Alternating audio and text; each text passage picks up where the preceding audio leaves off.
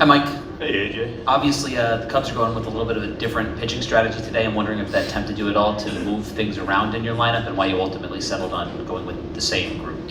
I actually like the lineup against righties. Toddy's been really good against righties. Louis better against righties. Manny's splitty, and Jackson's better against righties. So I feel pretty good about our lineup. The 6, 7, 8 lane, obviously those guys are all going to face lefties, and you know that going in. What gives you confidence in what they can do against left-handed pitching? Is it given what they've done this season? Yeah, the same thing that people wrote about, talked about, pontificated about all season.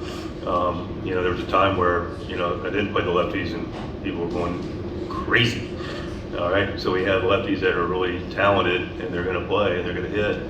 And they've been doing it since they were old enough to pick up a bat. I had a lineup in 2010 in Johnson City, had 6 straight left-handed hitters.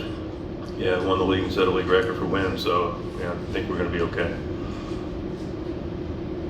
A few more for Mike. AJ. This team obviously has a lot of experience in these kind of games. Right. How much do they draw on that when it is a game like today where it is win or go home? Yeah, I think there's no question there's a group that has experience, there's a talented team. Like I said yesterday at the end of the game, we were definitely disappointed. Clearly rather be up 1-0 than down.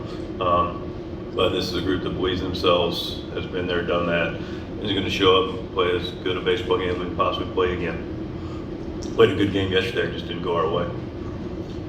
Go to Sam on the left side in the back. Mike, what did you like about having Dylan on the mound here in Game 2 today? Well, Dylan's, first of all, he's one of the best strikeout guys in the league. He's had success in this town, and he's had success in this stadium against this club.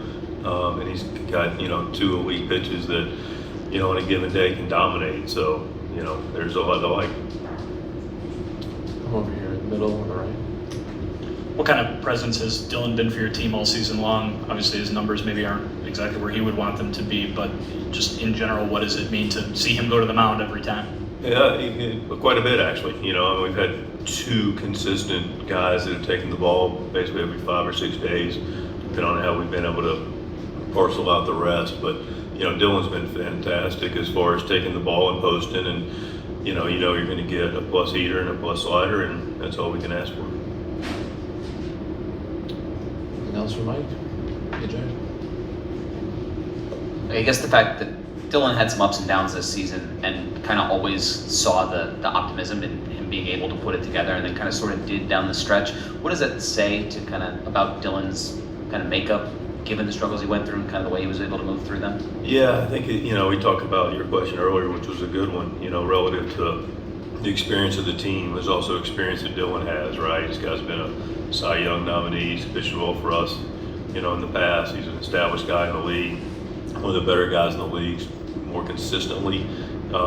So because of that body of work, when things don't go as well, inside yourself in this league, I've done this. So he draws upon that, we draw upon that, and then here we go today. The last one's for Mike.